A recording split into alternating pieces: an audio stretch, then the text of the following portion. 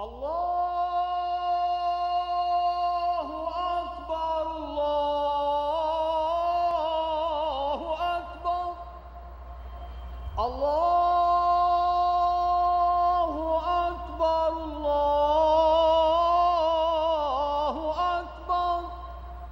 Cairo, a muezzin calls faithful Muslims to prayer.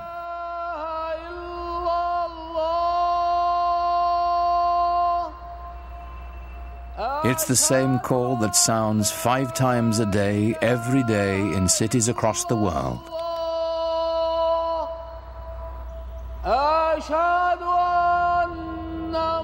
Nearly a quarter of the people on earth respond to it, bound together by the enduring spirit of Islam.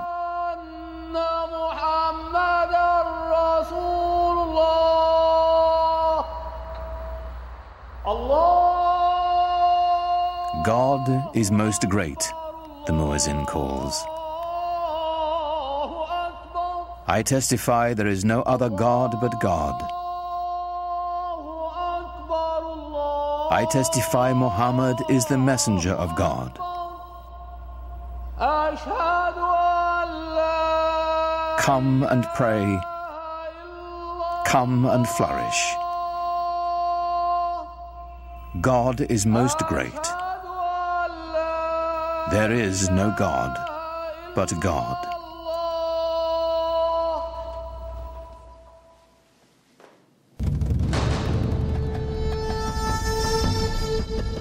In the unfolding of history, Islamic civilization has been one of humanity's grandest achievements. A worldwide power founded simply on faith. A spiritual revolution that would shape the nations of 3 continents and launch an empire. For the West, much of the history of Islam has been obscured behind a veil of fear and misunderstanding.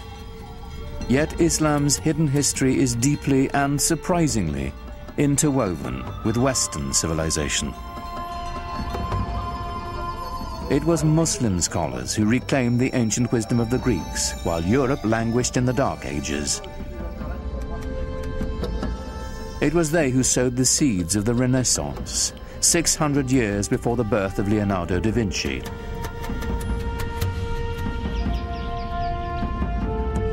From the way we heal the sick to the numerals we use for counting, cultures across the globe have been shaped by Islamic civilization. But all this began with the life of a single, ordinary man, and the profound message he proclaimed would change the world forever. His name was Muhammad.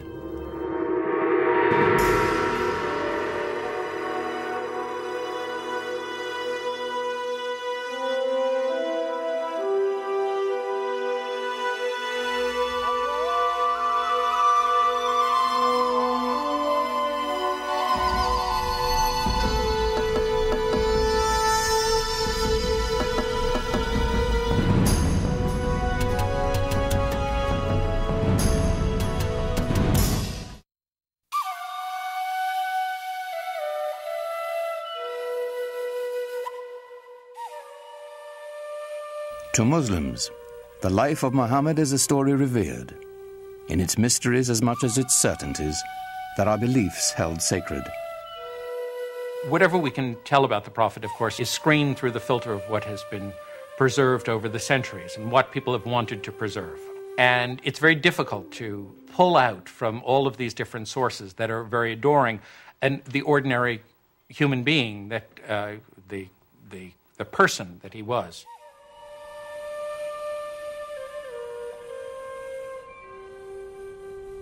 We do know that Muhammad was born in or around 570 AD in the sun-blasted Arabian Peninsula, a land of savage scarcity whose Bedouin tribes were locked in a constant state of tribal war.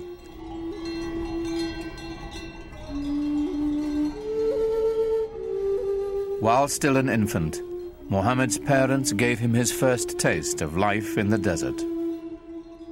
Muhammad was from a town, Mecca, but he was sent off to live with the Bedouin because the people, even in the town of Mecca, felt that the Bedouin were the holders of the deeper cultural Arab values. And the Bedouin view the townspeople as having lost their really authentic roots in Arab culture and the poetry and animal husbandry and all the things that they do so well.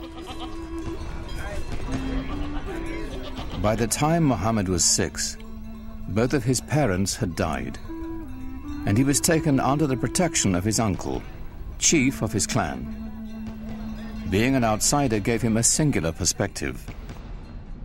He'd been orphaned early and developed very early on a passionate sense of concern for those who are left out of society. To be orphaned in a tribal society where clan and family relationships are your keys to everything, success, status, honor, dignity, is to face what it really feels like to be marginalized. And that obviously had a very deep impression on him as a young man. In some ways, it was detrimental, of course, to grow up without parents, but in other ways, he was so adaptable. He had many parents, he had many fathers, he had many mothers, so it made him a child of everybody. Muhammad's clan, like Arabs all across the Arabian Peninsula, would share the stories that had been told and retold for generations. Pre-Islamic Arabian civilization was largely an oral culture, and there was tremendous respect for and admiration for people who could express themselves orally, and especially those who could recite poetry almost at the drop of a hat. Some of the most important people in a tribe were the poets. As they sang of the glory of the tribe, they told the story of the tribe. To the Bedouin, the word had a mystical importance. Poets linked the tribe to its ancestors and celebrated values older than memory. Poetry was the sinew that bound the Bedouin together, celebrating their victories, lamenting their defeats. The poems themselves, like the poems of Homer, both celebrate this great heroic ethos and yet intimate in the deepest way the tragedy that this ethos of constant tribal warfare brings to people. Warfare and conflict were the grim realities of a dangerous time. Muhammad's uncle taught him the skills he'd need to survive in a world where even a prophet would wield a bow and arrow.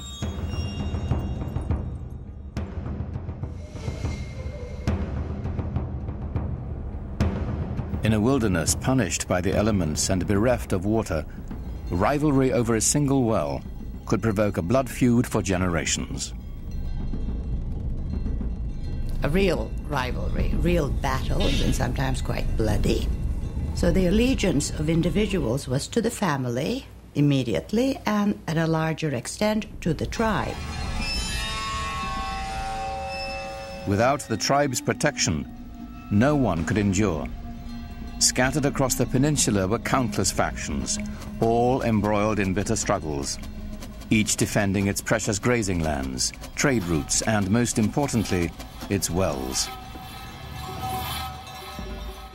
Well, you have to understand, and most of the lands are dry.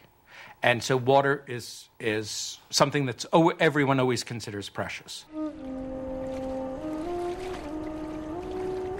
For those of us in climates that are more heavily watered, it's difficult to understand the depth and the centrality of the symbol of water in societies that are desert and in which it only rains once or twice a year, and in which a little water makes the difference between life and death.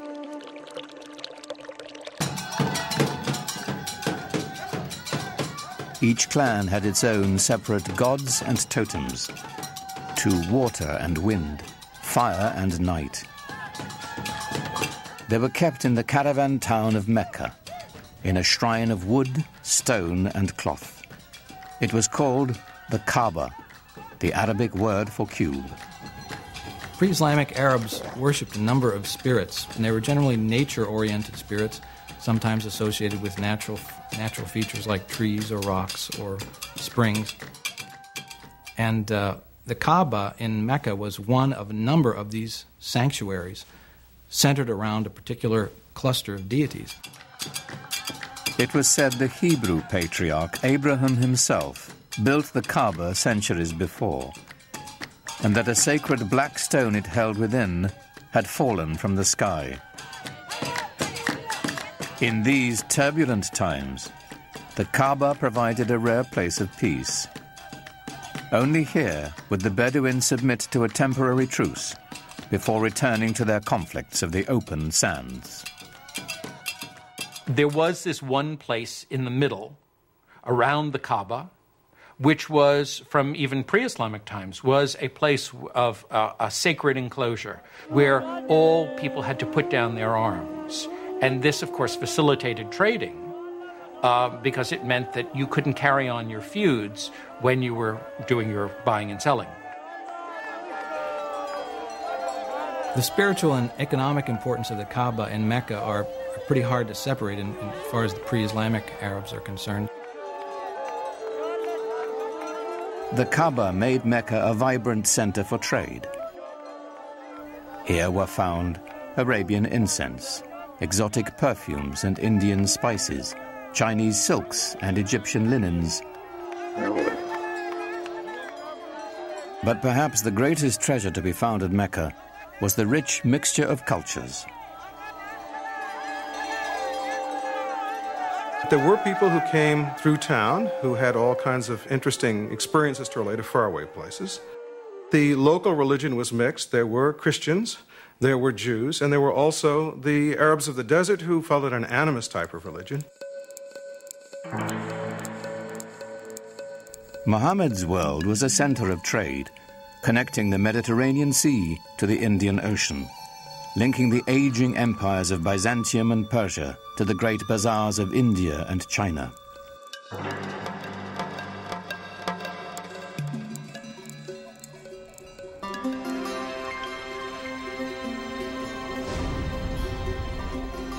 Muhammad became a merchant. In fact, he had a great flair for trade.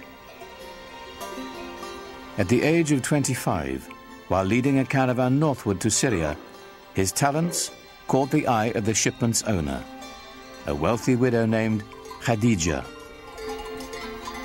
She was so taken with Muhammad, she proposed marriage. Ah, Khadija. Well, I think she was a mentor as well as a wife, a very strong lady who had her own business, and Muhammad was helping her out. So it was a wonderful partnership, and I'm sure he learned a lot from her. He had a tremendous amount of contact with merchants coming from different parts of the world, passing through the Arabian Peninsula.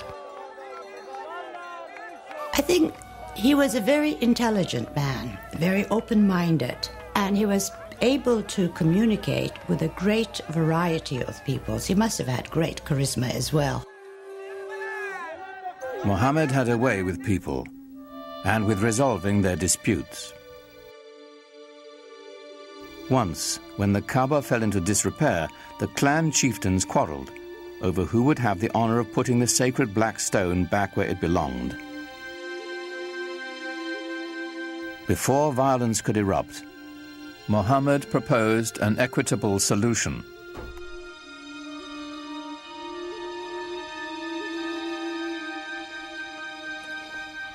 United in the effort, the four leaders shared the weight and the honor. In gratitude, they invited Muhammad himself to replace the sacred stone. He became known as Al-Amin, the trusted one. There are all kinds of indications that he was tremendously interested in religious questions. This is obviously not something that an ordinary person probably was interested in those days. He talked to sages, Arab sages. He talked to Jewish and Christian sages who lived in the area. He used to go up into the rock hills around Mecca and meditate, think about things. And at some point had this extraordinary vision, which is spoken about very evocatively and elusively.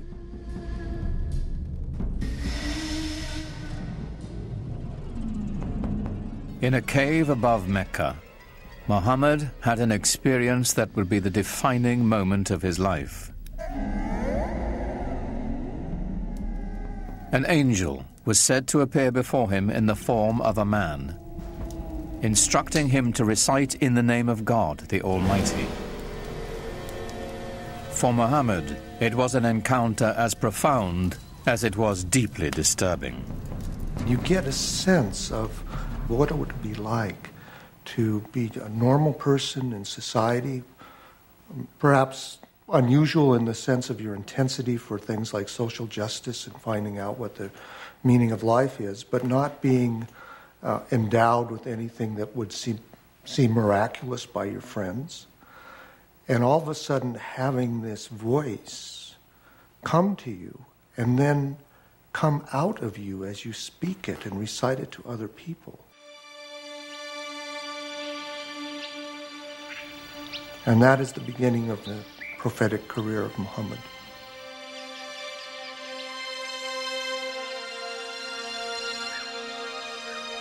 The months to come would bring more revelations. Powerful words of a lyrical quality, more beautiful than the most exquisite Arabic poetry. Above all, Muhammad was to bear one message to his people, a simple yet radical proclamation, that there is only one God. The central tenet of Islam is the oneness, the indivisible unity of God. Not something that is simply that one pays lip service to, but something that is absolutely the most important concept. Divine unity is more than saying there's only one God and there aren't other deities. It's only thinking about one thing. So to be thinking about possessions, to be thinking about status, to be thinking about power are all intellectual idols.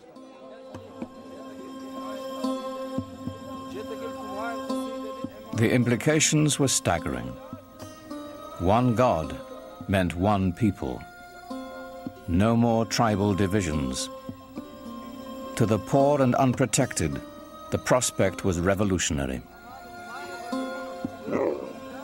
Seems to me that one of the most important things in his early teaching that isn't often talked about is the strong social justice message that he delivered.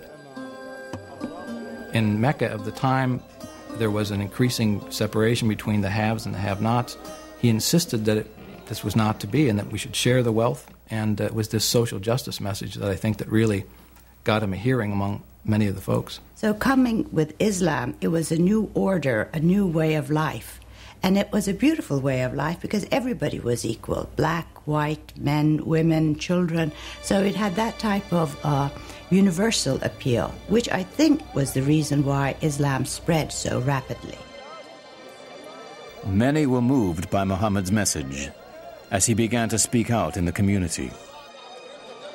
It had the suppleness and symbolic depth of the great pre-Islamic poems that had been created by this people and that had given this people in Arabia such an extraordinary ear for verbal expression, where verbal expression was the commanding cultural force. Some people called him a poet, and there's a Quranic surah basically saying, Muhammad is not a poet. Poets speak through desire. This is not the voice of desire, this is the voice of God. Muhammad's following began to grow. They called themselves Muslims, for those who surrender to God. They set out to preserve the message Muhammad had brought. This was the beginning of the Quran. The Quran was revealed orally, but very soon people realized that it had to be written down in order to make sure that it wasn't corrupted and that the original message was maintained. And from a very early date, and it's very unclear when that date was, because no early manuscripts of the Quran survive, people began copying it down.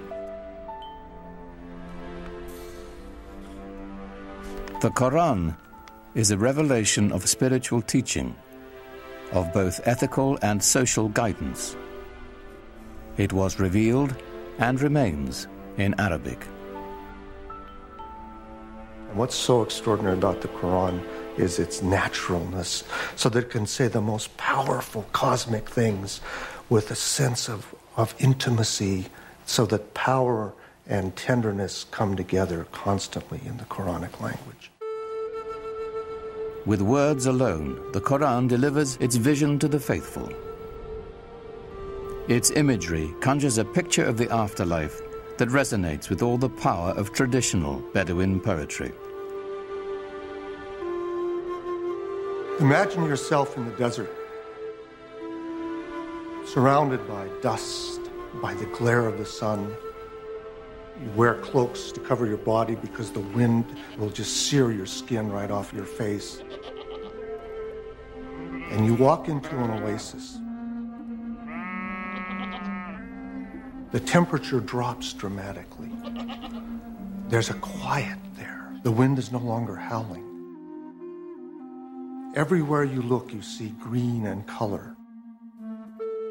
The world of water and paradise are symbolically tied to one another. And the Quran can conjure that up with just a few briefly chosen words.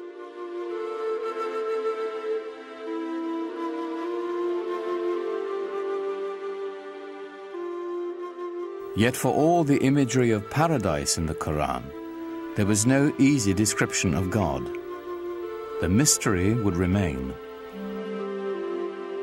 It's very difficult to talk about God without reifying God. Reifying to make God into a thing, or anthropomorphizing God, to make God into a projection of our own human self.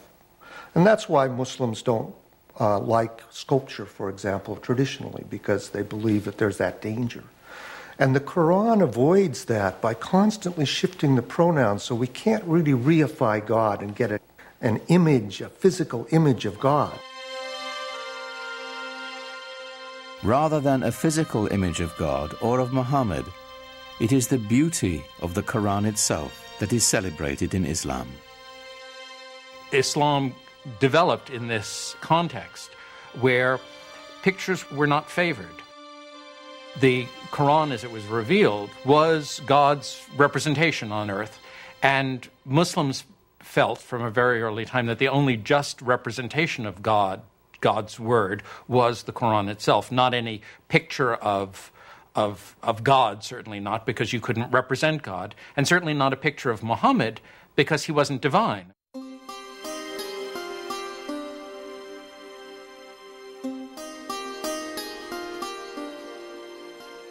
At certain times and places, people did make images of the Prophet Muhammad, but these are not religious images. These are not images meant to be worshipped. They're not images of a saint or of God. They are images of Muhammad as a historical figure.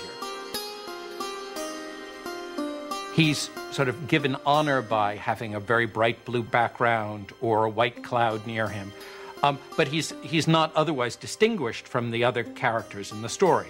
At other times, people did represent the Prophet, but he was always represented with a white cloth over his face to hide his face, so that there were different approaches to doing this. But in all of these are not devotional images. You're not supposed to look at them and pray towards them.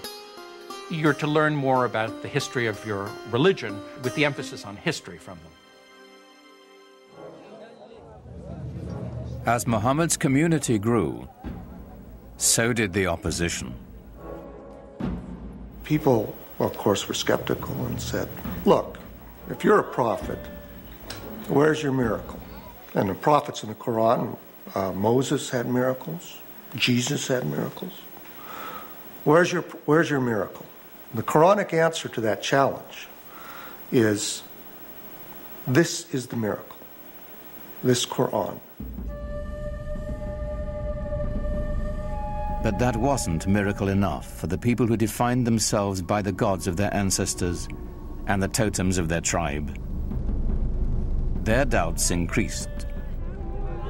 The idea of life after death appalled them. So the Quran presents people as really being skeptical. You mean to tell me that after I die and my body has gone back to the elements and I've been putrefied, that I'm going to be put back together again and brought back to life? That, of any of the messages in the Quran, that struck the people of Arabia as being the most hard to believe. Muhammad also spoke of eternal damnation for the unjust. He used the language of apocalyptic imagery, talking about the signs of the ends of time, when the mountains crumble, when the skies are rolled up like scrolls. Then you will know what responsibility you bear for your actions. There are references to those who are unjust going to the fire.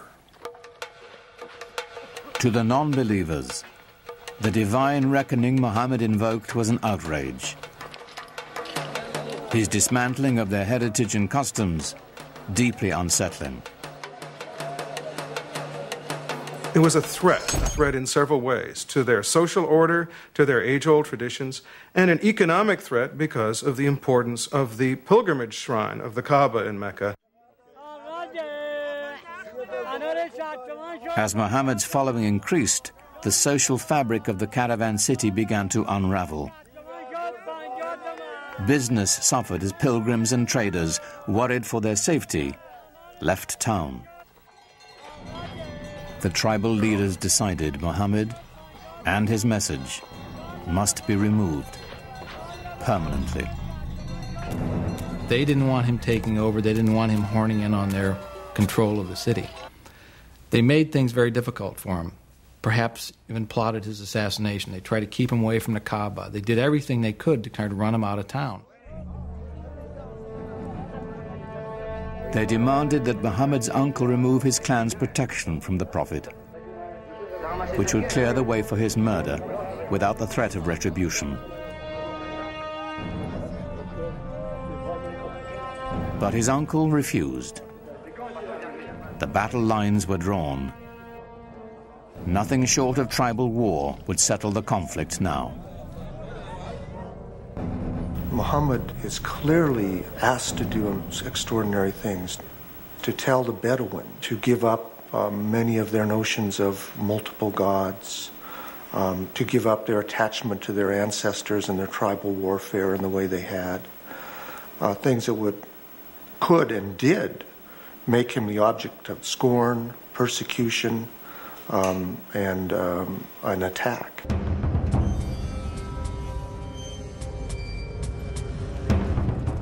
Muhammad's followers were forced from the marketplace and starved. Those without clan protection were tortured and killed.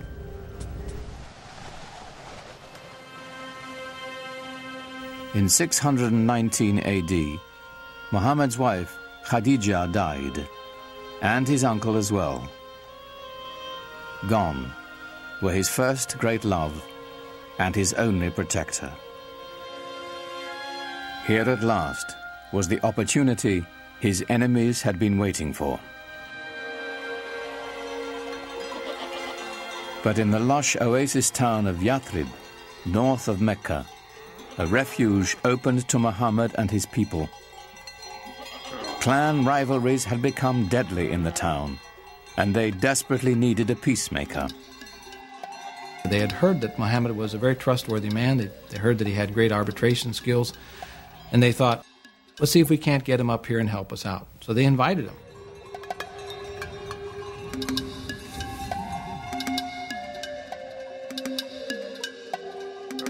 Muhammad agreed to travel to Yathrib and settle their disputes in exchange for a safe refuge for his people.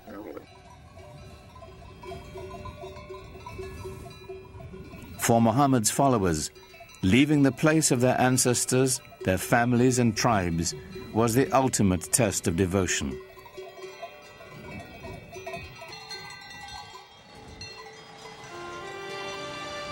In doing so, they began a new community, a new tribe. For the first time, they were bound together not by blood, but by faith.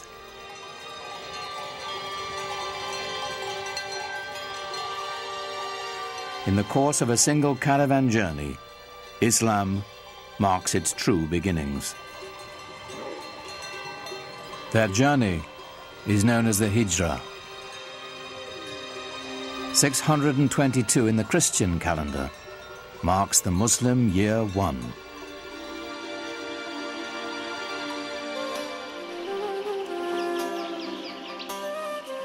Muhammad's goal among the people of Yathrib was the same as his larger mission, to bring unity and peace with his message. He was asked to be a Solomonic figure, to mediate tensions between tribes that seemed intractable. As his work succeeded, the town would become known as the City of the Prophet, Medina. Muhammad's great task in Medina was to try and bring together these various groups and to try and forge a community of believers in a way that would bring people together in a sort of harmony. To the divided clans of Medina, Muhammad offered a vision of solidarity. But even as he spread the word of Islam, he didn't challenge the beliefs of other faiths. Islam sees itself in relationship to the earlier revealed religions of Judaism and Christianity and treats them as people of the book. It believes that God had revealed himself, his word, to mankind many times, to Moses, to Jesus, for example, but each time people went astray. Throughout the Quran, we have a sense of the humanity of Muhammad, his humbleness as a person, and the extraordinary challenge of the mission he was given by this divine revelation.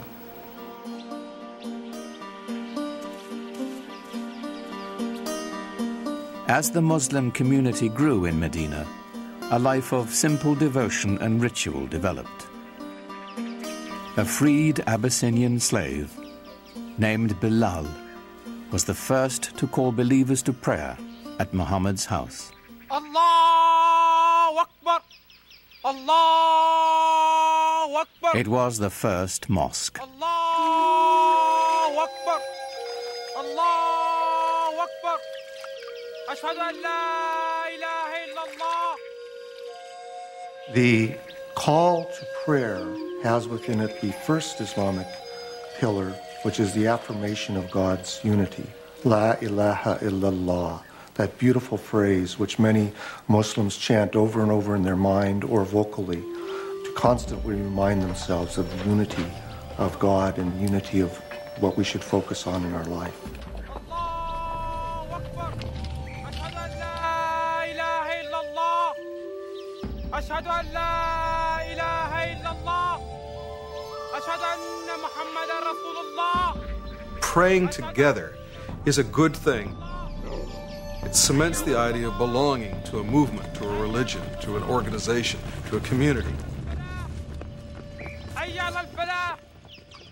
The result is something very, very powerful, even to watch, even for a non-believer or someone from another religion. We carry out physical gestures of prayer in worship that unify our body and our mind and our soul, all at the same moment of bowing and touching our head to the ground toward that exact center. What could be a more powerful symbol of unity? It's said that while he was in Medina, Muhammad received a revelation, instructing those in prayer to face in the direction of the Kaaba in Mecca. Though filled with pagan idols, it was still the shrine of Abraham, the first believer in the one true God.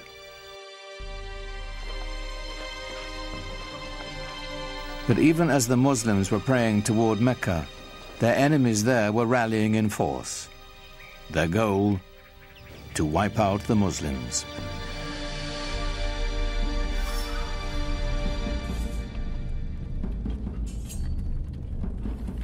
Muhammad's people began to gather arms.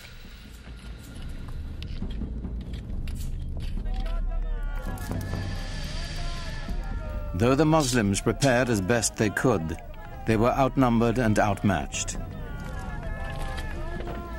They mustered a force of only 313, mostly old men and boys, with few weapons. While the approaching Meccans were heavily armed and 1,000 strong.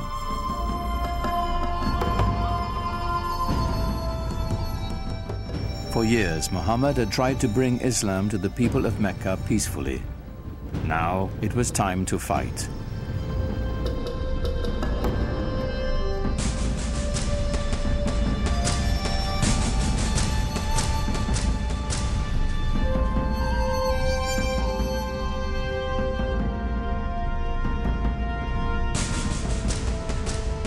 The Muslims faced their own tribes, brother fighting brother, son against father.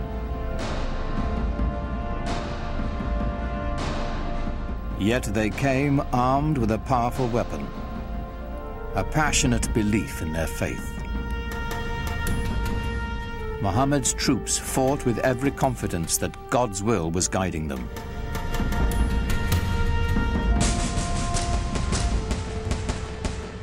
They fought 3 very, very bloody battles. At one point, the entire young Muslim community was right on the edge of annihilation.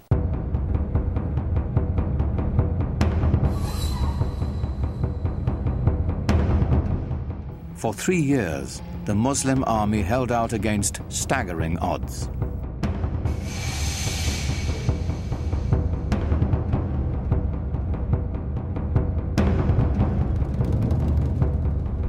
As word of the fighting spread, other Bedouin tribes saw God's hand in Muhammad's victories.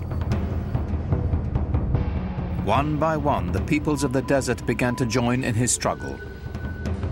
The Muslim army grew, and the tide began to turn.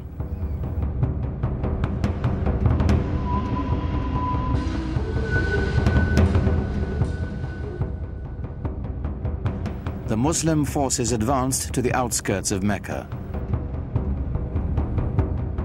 It was a furious siege that lasted for nearly a month. Until, finally, the city fell to Muhammad.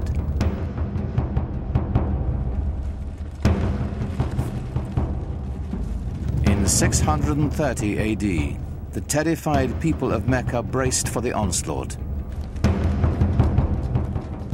Muhammad's army was returning home, now 10,000 strong.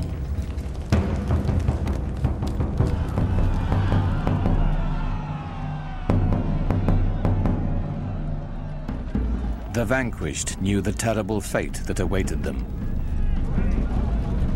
According to the modes of tribal warfare, the Meccans could expect a big revenge. The men are usually killed, women and children are sold into slavery. There's little pity for the loser in a tribal war. Of course, that's standard around the world.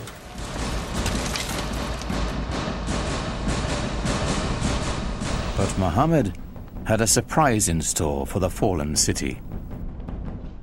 When Muhammad came into Mecca, and not only did not carry out a bloody revenge, but actually embraced the very Meccans who had fought him for 3 years and attempted to annihilate him, it was very shocking to the people in his milieu.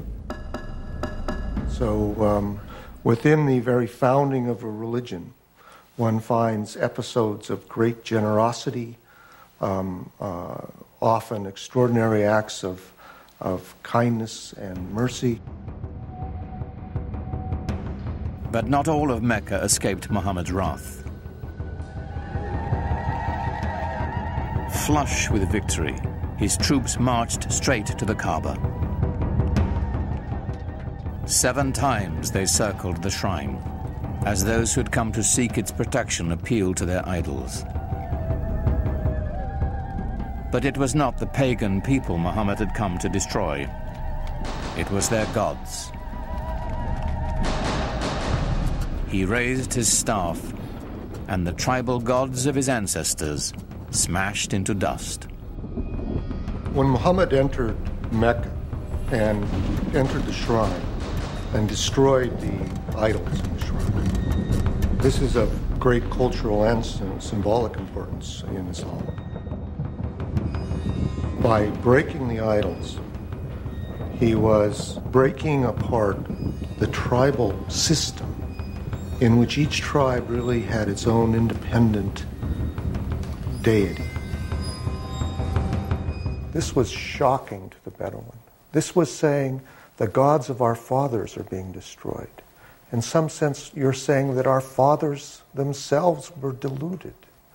How can you say this in a tradition in which relationships to one's father and tribe were primary?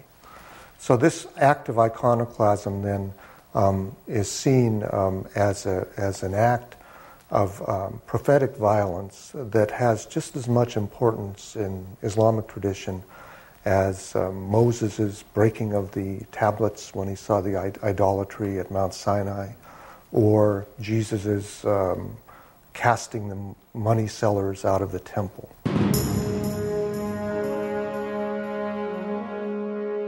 The destruction of the idols was a new beginning, a breaking from the past and the creation of a powerful new force. Mecca was just the beginning. One after another, the tribes of a nation were summoned to the fold and united under the banner of Islam. A worldwide community of faith was begun, born in an extraordinary alignment of history, personality, and conviction. What Muhammad did was to bring a sense of solidarity, a sense of mission, and he united all these separate segments within the peninsula. From then on, moved eastward, westward, northward, southward.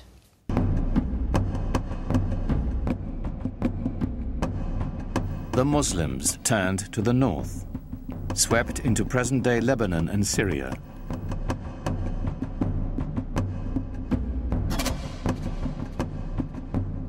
They continued west into Egypt and quickly across North Africa, fortifying the coastline of the Mediterranean. Only the seas stopped them. Its growth was so explosive from 622, the year 1 of the Islamic calendar. Within 50 years, people whose father had been camel herders were now governing one of the major empires in world history. Within 200 years, it extended from Spain to China. The Muslims absorbed the Sasanian Empire of Iran and 2/3 of the Christian Byzantine Empire. By now, the empire was larger than Rome. It stretched from Morocco in the west to the Indus River in the east, where the border of India is today.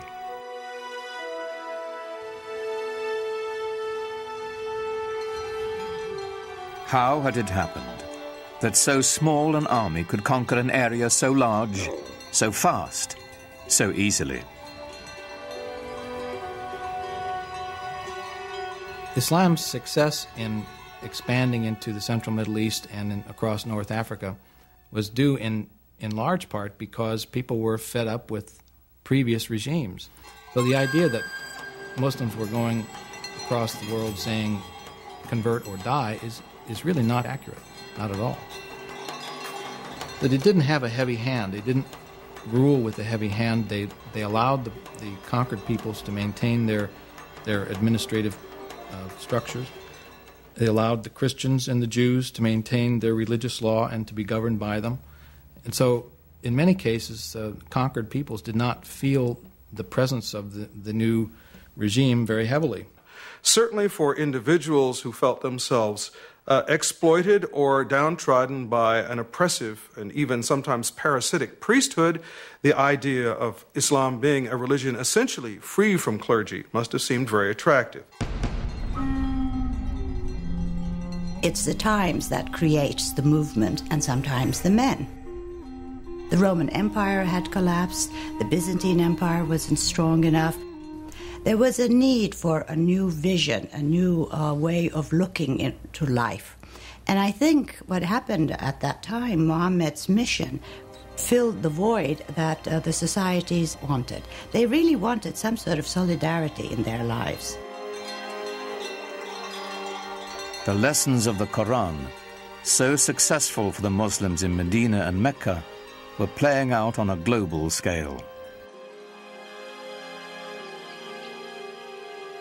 As the conquest swept through Syria, the Muslims held their Friday prayers in the Church of St. John the Baptist in Damascus, allowing its Christian congregation to continue their services on Sunday. Side by side, the two faiths shared the same building, in peace.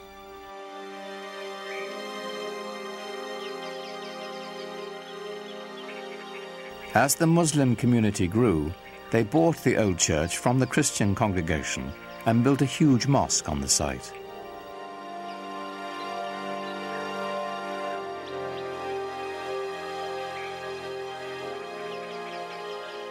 With Byzantine artisans, they decorated it with golden mosaics of an Islamic paradise.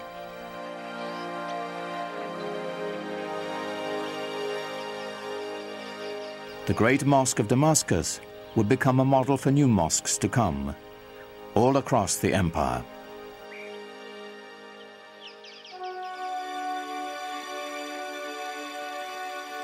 The Arabs transformed their conquered lands, maintaining, improving, or expanding the infrastructure. In Tunisia, building on Roman ruins, they devised an ingenious system of water purification, using gravity to separate fresh water from sediments. Part of this system were these two enormous basins that they built outside the city walls. The clean fresh water would flow over into the larger basin, where it would then be distributed by pipes to the city. This is, hundreds of years before anyone in Europe ever thought of having running water.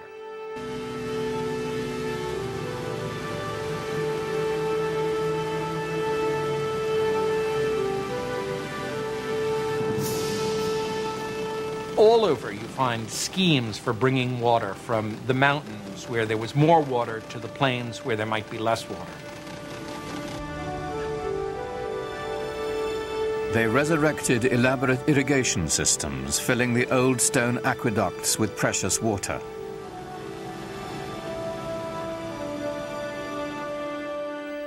Agriculture flourished as life-giving staples like wheat were introduced to the Mediterranean region.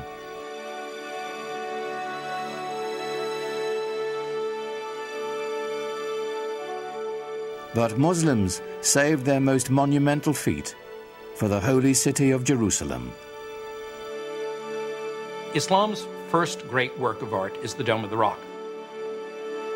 It was built in a city that was holy to Christians and Jews, and it's spectacular.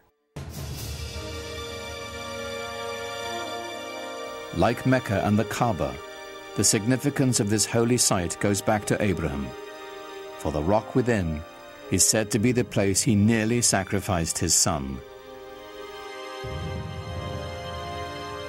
It was built to rival the nearby Church of the Holy Sepulchre, where Jesus was said to have been buried. What's extraordinary about the Dome of the Rock is how perfect it is. People revered this site as some place that was holy to Abraham and to Isaac. Imagine, if you will, these new guys coming in and taking over this piece of prime real estate and building a new building for a new religion that sits on top of a mountain and sparkles and glitters in the sunlight for everyone to see. This is not something that a fly-by-night. This is something big and important. Islam has come to stay. In just 100 years, Muhammad's vision had transformed the spiritual and political map of the world, and his followers had established an empire larger than Rome. But Muhammad never lived to see it. In the 11th year of the Islamic calendar, 632 AD, only 2 years after the taking of Mecca, Muhammad died.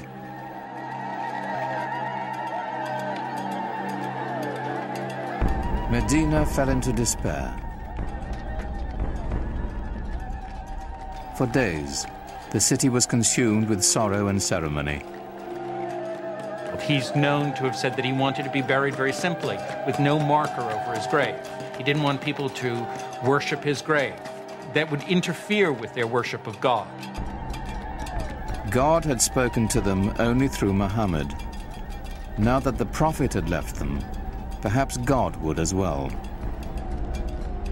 Muhammad's death set up a crisis in the young Islamic community. The question of succession was the first thing that really occupied people's concerns. At this point, there was a divergence of opinion as to how the community should go about choosing a new leader.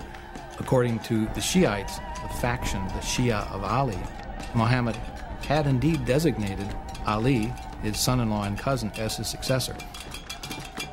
The opinion that came to be the majority opinion, or the Sunni opinion, held that Muhammad had not appointed a successor during his life, but had said, after I am gone, choose one from among your peers, from among the elders. And from the house there came out the man who would be his successor, Abu Bakr. And he addressed the people and said, if you worship Muhammad, know that he is dead. If you worship God, know that he lives forever. Here was the secret to Islam's strength and profound influence. The unifying power of one God, merciful and compassionate, the power of one people, bound by a common faith. Muhammad did not lead the conquest or create the empire to come. The transforming power of his message did. Out of that message would spring a font of knowledge that would transform humanity, as Islam continued to spread its reach far and wide. Awaiting the Muslims would be a new age. They would be destined for enlightenment, for new horizons, and a clash of great powers, the like of which the world had never seen.